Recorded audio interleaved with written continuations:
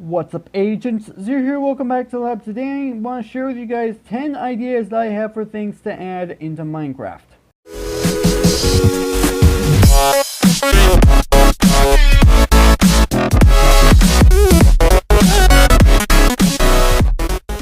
Now, before I go ahead and get started, I do want to go ahead and mention that I am fully aware of the fact that some of these things are never going to end up going into the game for one reason or another, but I thought they would be kind of interesting and fun to share regardless. So let's go ahead and get started. So first off is a behavior change to the sea turtle. The idea that I have is to make it so that they are neutral instead of passive. So if you attack them, then they will attack you back, and essentially what they are doing is biting you. Now, I do know that these are technically sea turtles and not something, for example, like snapping turtles, but I thought this would be kind of interesting because I have technically been bitten by a turtle before. I actually have a pet red-eared slider that I have been bitten by before. It hurts quite a bit, so I just thought that would be kind of an interesting addition to the sea turtle. I haven't fully decided exactly how much damage they will do,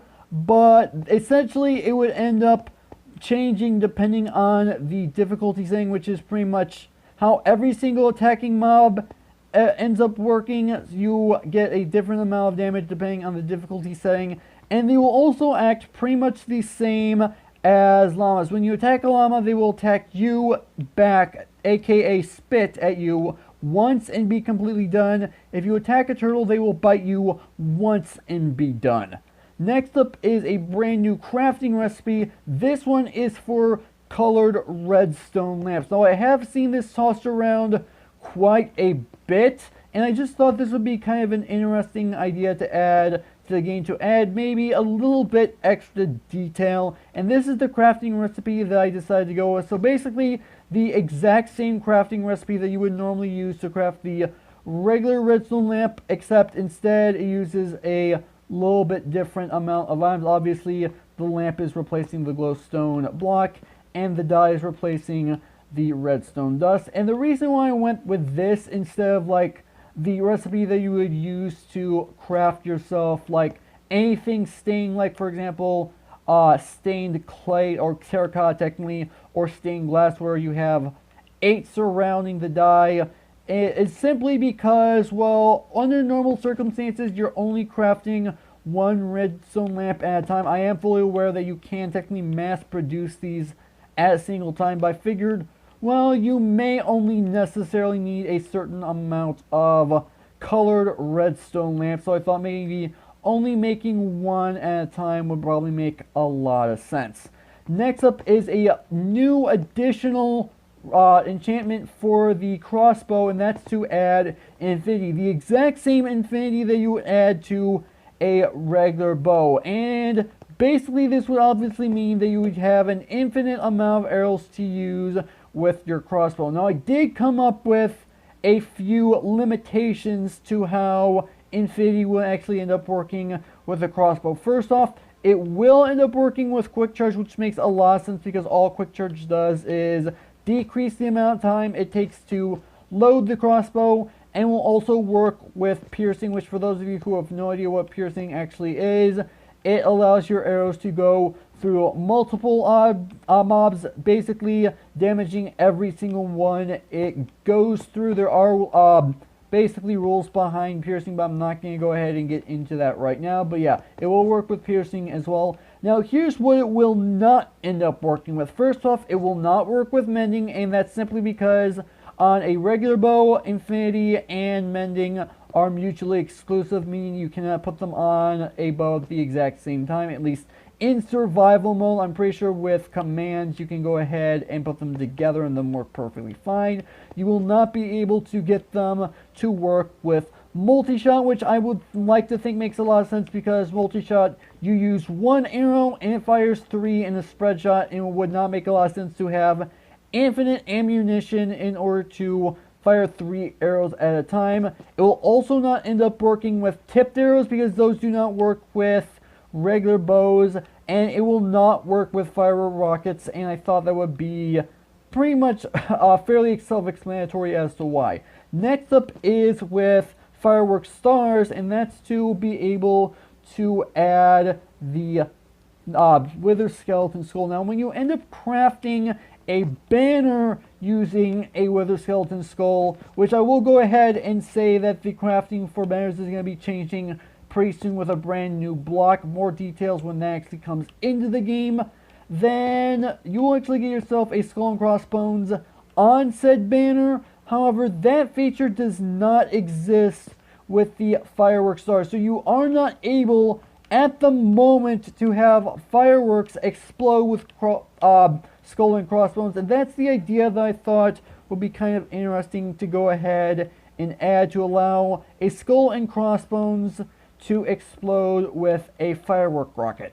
Next up is a crafting recipe for the trident. Now, I did say at the start of the video that I know for a fact that some things that I'm going to be discussing will not make it into the game for one reason or another, and this is technically one of those things I am pretty well aware that's not going to make it into the game, but I wanted to go ahead and discuss it anyway. So this is the crafting recipe for the trident. You go ahead and put yourself an emerald in the center, put 3 iron ingots all the way at the top like this, and then put yourself 3 sticks in a pattern like this, and you will get yourself a trident.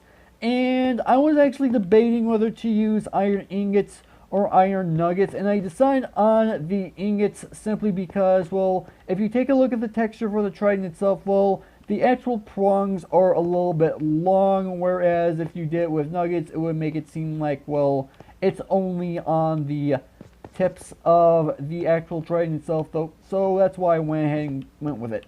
Now, next up is a crafting recipe for the end portal frame, and I actually also have a mechanic that I want to add to this. So what you do is you take 3 pieces of endstone like this, 2 eyes of ender, and and you also have a dragon's breath right here. So you are actually technically required to at least encounter the actual ender dragon in order to be able to craft this in the first place, and this will only technically end up crafting 1. I was debating on allowing it to craft multiple. Maybe it could end up crafting 2. I'm not 100% sure, but the idea that I had for this is simply because I thought maybe it would be cool to be able to link this up with multiple parts of the world, similar to that of the nether portal, but it would act a little bit different. So you will create 2 different end portals in 2 different parts of your world, 1 part in the overworld obviously, and 1 also in the actual end, and you actually have to link them up so that you can get to specific parts of the end. And the idea that I had is simply because, well, maybe you build a base in the end, maybe you're on a multiplayer server and you want to live in the end and you want to have quick access between your base and the overworld. So I thought the way this would end is that you take an Eye of Ender, you first off go ahead and create the actual 2 different end portals. Well, you can create 1 at a time if you really like. Then you go ahead and take your Eye of Ender, you go ahead and crouch down, go ahead and click on 1 end portal, and then it'll go ahead and show off that the Eye of Ender has been linked, and it'll have an enchantment glow on it. And then you link the second end portal by doing the exact same thing, and then the 2 portals will be linked up and it'll end up using the actual Eye of Ender. So I thought that would be kind of interesting. Next up, we have ourselves the banner. Now at the moment you can only add 6 patterns to a single banner, and that's great and all. However, there are some things that people do like to be able to make that are not able to be made in survival mode because they require too many additional steps. So I thought it would be interesting to go ahead and add in an additional 2 crafting recipes, so you basically have 8 instead of 6, and it isn't necessarily to make extra craftable banners to add extra details, so that is technically what I'm trying to do, but simply because, well, 6 does not round off easily, and what I mean by that is that, well, everything else is basically a multiple of 4 in some sense. Some items will end up stacking in sets of 16, and some will only stack in sets of 64. And 6, well, does not technically follow that rule. However, 8 actually does, and that's part of the reason why I wanted to go ahead and suggest it. Next up, we have ourselves observers, and this is actually something that I want imported from Java and put into Bedrock. So on Java Edition, whenever you place down an observer, then it will not actually end up giving off a redstone signal. And this is actually a recent change as far as I'm aware. And on Bedrock Edition, well, that does not exist. You place down an observer and it will immediately send off a redstone signal, which is not useful in the slightest. I mean, if you don't actually have the entire redstone circuit built just yet, it doesn't make a difference.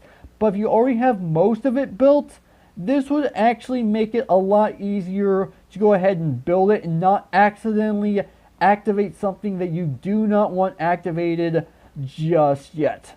Now, the last two suggestions that I want to go ahead and discuss are currently in the beta version of Minecraft. So unfortunately, I'm not going to be able to legitimately show them off, but I will have in editing a picture of what the actual item is. So first off is the Wither Flower. Now the Wither Flower is coming. I don't actually know when it's coming as far as Bedrock Edition is concerned. I know it's coming in 1.14 of Java, which is still in the snapshots as far as I'm aware. I don't think it's going to be coming anytime soon.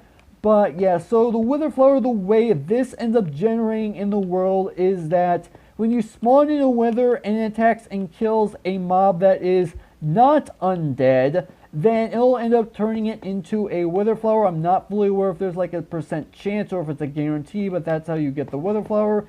And I thought it would be kind of interesting to use the Wither Flower in order to brew yourself a potion of decay. So basically a potion of decay is a wither status effect potion, and this actually does exist in the creative inventory of Bedrock Edition. If you're on Java Edition, well, this does not exist. I'm not entirely sure why. It just is what it is. But yeah, if I go ahead and go right here, we've got ourselves a potion of decay. It technically is Wither 2, so it does technically exist. And I thought this would be kind of interesting. So you will still be able to make regular potions of decay. So Wither 1, you can make the extended potion, and then you will obviously be able to make Wither 2. And yeah, like I said, Wither Flower inside of the brewing stand to get yourself a potion of decay. And lastly is shields. Now, shields are technically already in Java Edition. However, in 1.10 of Bedrock Edition, they have already been implemented, which is great. And the way that they work on Bedrock Edition is you actually have to crouch down in order to use them, which actually makes a lot of sense as far as Bedrock Edition is concerned, because there's a lot of people that are playing on mobile devices using touch controls. And so I thought that would probably make this most sense on how to use the shields. And if I'm not mistaken, you will also be able to put it in your offhand, which also helps.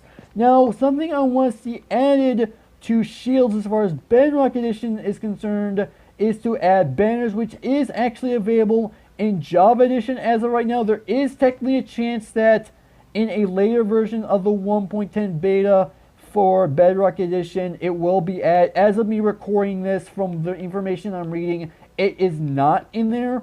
But basically, this allows you to have extra detail on your shield. I just thought that would be kind of interesting to add. So, other than that, that's actually all the suggestions that I have for stuff to add. So, this is where I'm going to go ahead and end things off. So, hopefully you guys have enjoyed. If you did, make sure that like button. One more, make sure that subscribe button for future content. Also, you can follow me on Twitter at AgentCPU0 to stay updated. This has been Zer0's. Thank you guys for watching, and with that, I'll see you guys later.